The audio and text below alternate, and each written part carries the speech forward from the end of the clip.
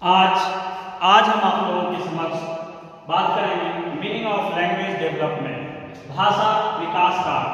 भाषा विकास के अर्थ के संदर्भ में आपके बीच हम चर्चा करेंगे कि भाषा विकास का अर्थ क्या होता है। हम आप स्पष्ट रूप में इस बात को बताते चलें कि भाषा एक सतत चलने वाली प्रक्रिया है, और जैसे ही भाषा सतत चलने वाली प्रक्रिया है वैसे ही इसका स्वरूप काफी हद तक बहुत सारी चीजों से एक व्यक्ति को परिपक्वता मैचुरेशन निर्धारित करती है। और जब मैचुरेशन आता, भाषा का विकास का जो तात्पर्य है उसकी योग्यता से होती है, इसलिए कि भाषा की परिपक्वता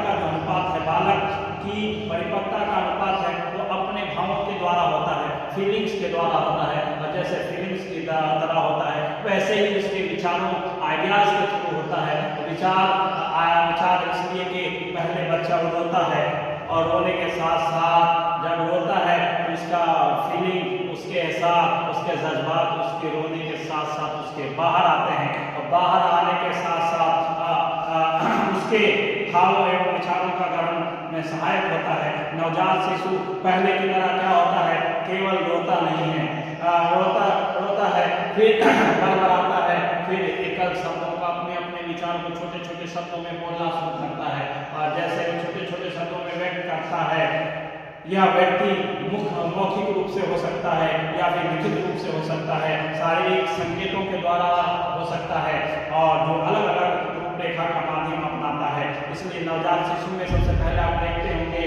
कि विवस्था होती है जिसमें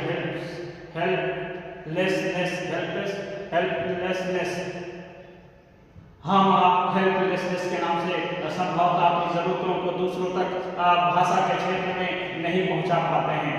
और हेल्पलेसनेस जैसे ही होता है उसके माध्यम से शब्दों के हाव भाव का की रूपरेखा के माध्यम से जानते हैं, जिसको हम आप जेस्चर का नाम देते हैं। और जेस्चर से भी इंसान नहीं समझ पाता है, परंतु उसकी एक व्यवस्था प्रारंभिक वर्षों में बहुत तेजी से साथ होने वाले भाषा विकास के संदर्भ में जानते हैं, जिसको हम आप लैंग्वेज डेवलपमेंट भाषा के विकास के माध्यम से जानते हैं। और लैंग्वेज भाषा का विकास शीघ्र ही समाप्त हो जाता है। भाषा में कई तरह के संचार साधनों का प्रयोग किया जाता है, जिसमें सबसे पहला हम आप